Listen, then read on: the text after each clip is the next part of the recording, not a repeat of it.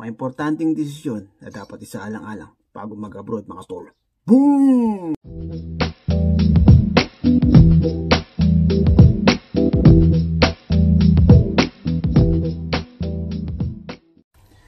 Hey, magandang araw. Welcome back to my channel mga chong, mga tol, mga papi. Kamusta kayo?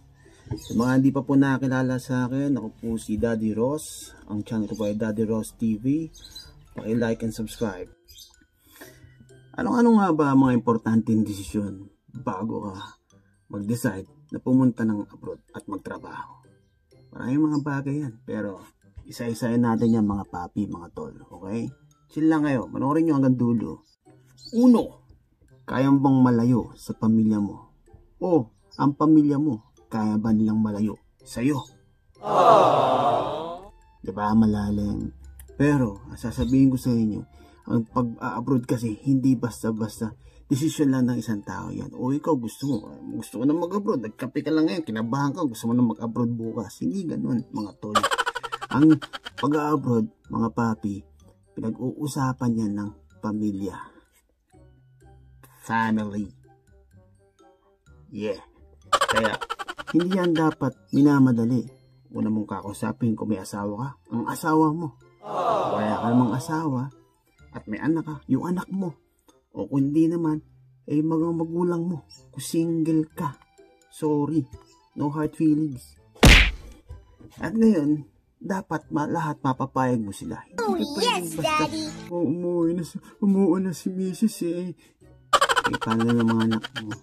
Dapat, kahit pa paano, ipaliwanag mo. Ano bang magandang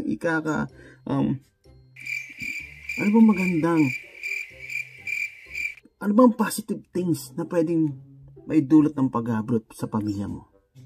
Diba? So, dapat paliwanag mo, isa-isahin mo, kung kailangan ibili mo silang Jollibee, ibili mo ito. Para lang makuha mo ang basbas nila. Para hindi ka mag-iisip mo sana okay lang sila o sana matanggap nila na nag-decide ka mag-abroad. Diba? Tsaka isa pa mga tol. Siyempre iniisip nila gaano ka katagal dun. Diba? 2, 3, 4, 5 years. Diba? Mahirap yan tol. Pag-usapan nyo mabuti ng pamilya mo. Kung papayag ba sila? Kaya ba nila? Kaya mo ba? Kasi hindi ka pa pwedeng baka mamaya pagdating mo doon wala pang 3 hours na homesick ka na. Gago ka ba? Kasi umuwi na po ako. Diba? Hirap yun. Kaya pag-usapan ng pamilya mo.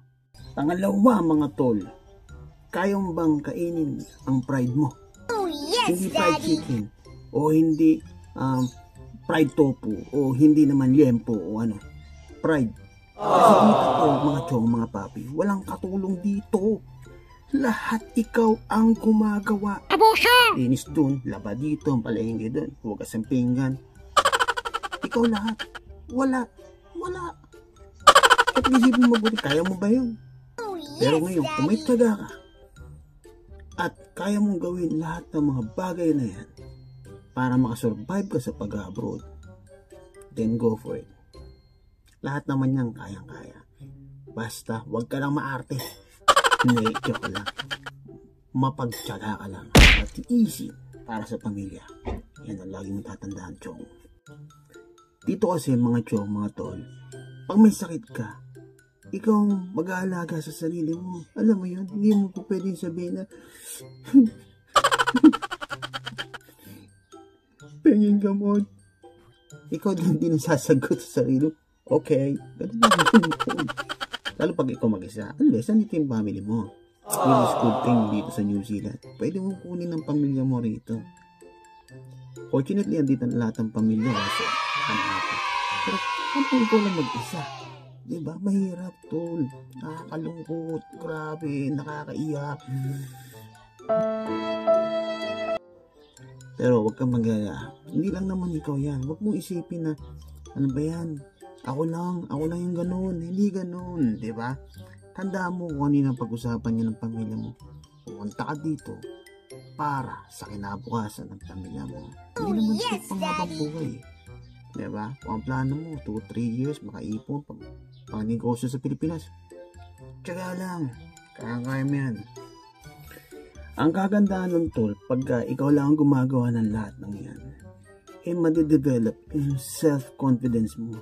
Dati, itlog-itlog lang ang piniprito mo. Pagdating mo rito, tol, matututunan mo din magluto ng pritong hotdog o madadagdagan yung talent mo. Number 3. Kaya mo bang makisalamuha sa ibang lahi?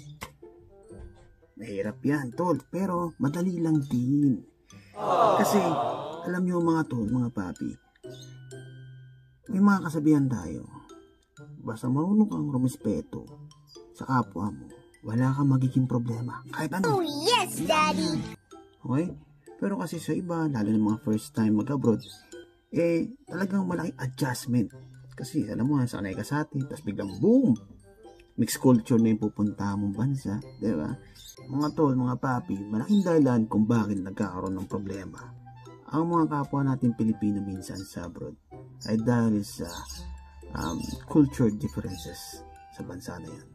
Karaniwan kasi may mga mixed cultures. So, minsan nahihirapan sila mag-adjust o akala nila tama pa rin sila, yung pala mali na, o hindi nila nakikita yung side. Magaling ka!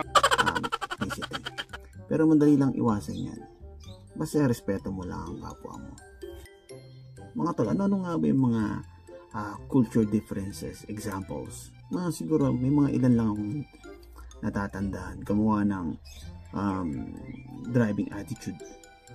Alam naman sa atin, di ba? Pag sumingit ka, medyo hindi ka magugulat pero may inis ka. Gagalit ka, minsan road rage pa. Dito kasi sa New Zealand, ayaw nila ng magulo. Okay? Peaceful country kasi ito. Kaya ultimo busina, minsan na-upset sila. Kaya ginagawa ng mga tao, hindi na lang bumubusina. Magantay na lang. Antay-antay na lang. Oh, yes, Daddy! Minsan may mabagal. May konting busina. Alam mo yung busina ng nahihiya? Pip.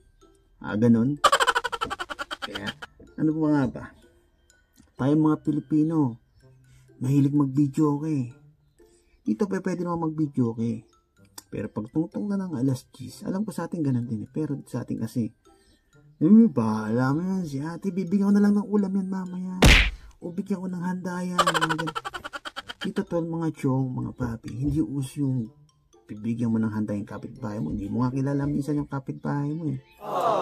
Kaya ang gagawin mo, pag tungtong ng alas 10, hihinaan mo na yan. O minsan wag na mag-video okay. Oh, yes, para hindi na rin tayo nakakaistorbo. Okay? Kaso lang may mga iba kasi na hindi ko naman ilalahat. Pero may mga iilan-ilan pa rin na kahit alas 10 na, matigas pa rin ang mukha. Ano yan?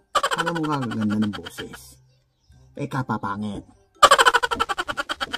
Isa pa, may mga kababayan tayo.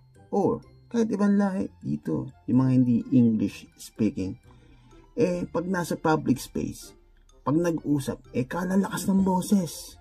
Minsan nakakaya. Feeling ng mga locals here na pagka nag-uusap tayo o yung ibang lahi na hindi English speaking, para tayong, ano yun, parang ang bastos natin. Ganun ang feeling nila. Napaka-rude. Para sa akin, tama lang na huwag tayong mag-usap ng masyadong malakas pag sa public space para hindi tayo nakaka-offend ng ibang tao. Oh, yes, Daddy! Tandaan yan. No hard feelings. Opinyon ko lang po ito. Pero yung punto to, maraming nagiging rude. Number 4. Kayang bang layuan o iwasan ang demonyo? Nagkukubli sa pangalang tukso. Kayang ba yun? Maraming nagsasabi, problema ba to o hindi problema? Sabihin ko po sa inyo, problema po yan. Kaya huwag nung gagawin yan, mga to, mga papi, mga chong. Oh, yes, okay? Daddy! In reality, may masasaktan nga. Kung single ka, all the way. Go for it. Pero kung pamilyadong tao ka, huwag mong gagawin yan, chong. Maraming mawawala sa'yo. Magiging 50-50 ang property mo. Kaya huwag mong gagawin yan, tol.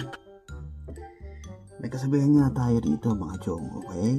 Maniwala kayo sa ano, hindi. Ito ang kasabihan ngayon, mga kapanahunan ngayon, o mga uso ngayon. Kung ayaw mong matulfo, umiwas ka sa tukso. Dahil baka mamaya, sa susunod, may mapanood na kita sa TV. Ando nga sa programa ni Idol Rapi. Sasabihin mo, Idol, gusto ko na pong kunin yung mga anak ko, Idol. Kasi hindi na pinibigyan ng suporta, Idol. Yung ama ng bata, Idol. Sinasaktan ako, Idol. Dito, kita mo, Idol. Napasa ko, Idol. Panglima, mga papi, mga chong. Kaya mo bang mag-ipon? Kung sakasakay pupunta ka rito, kaya mo bang mag-ipon? O makaka-promise ka ba? Sa sarili mo na lang. Okay? Sa sarili mo na lang. Sarili mo na lang. Makakapag-promise ka ba na mag-ipon ka para sa kinabukasan ng pamilya mo? Ibigyan kita ng tips, mga chong. Okay? Huwag mo silang paipunin doon sa Pilipinas. Kasi sa Pilipinas, laging may problema. Ang gawin mo, patuto ka mag-ipon dito. Excuse me po. Mga tol, mga chong, maraming mga OFW umuwi na walang ipon. Ha? Wala. Alaws. Olats. Kasi nga, pinaipunan, sabi sa Pilipinas, doon ka mag-ipon. Tapos pagdating daw, walang ipon. Isan.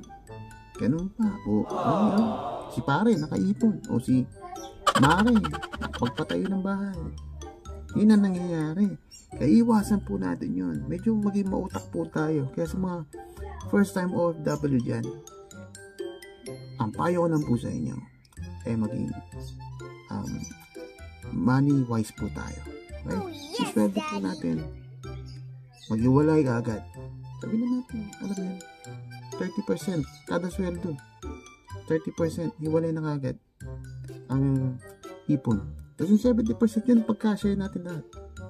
Alam niyo, alam kong hindi ganun kadali. Pero isipin mo ang future mo kung wala kang ipon. Sayang. Okay? Mga chong, kailangan natin maging financial literate. Ano nga ba ang financial literate? Huwag mo yung tanong, di ko rin alam. Search mo na lang sa YouTube, maraming mga tutorial dyan. O maraming mga yung mga speaker dyan na nagtuturo o nagbibigay ng magandang technique para makapag-ipon. Maging wise. Money wise. O yun nga mga tol, mga papi. Natapos na naman ang araw natin. Ang may papayo ko lang bilang si Daddy Ross ay kung kaya mo lahat ng pinag-usapan natin at naniniwala ka sa sarili mo na hindi mo pababayaan ang pamilya mo sa Pilipinas or eventually kukunin mo sila sa bansang to, go for it. It's very worth it. Niwala ka sa akin. Magandang bansa, magandang kinabukasan. Hindi naman para sa iyo. Para na lang sa mga pamilya mo, sa anak mo. Okay? Kaya huwag nang patumpik-tumpik pa. Use news or you lose. Okay? At po, nagsasabi uli na paki-like and subscribe my channel please. Thank you po sa mga sumuporta sa video ko last time. At sana madagdagan pa naman dagdagan. Huwag lang ang tatamad-tamad. Okay? So, salamat po. Okay? Lagi ko pang sinasabi, stay positive, work hard, and make it happen. Right. Peace out, y'all. You decide if you're ever gonna let me know. Yeah.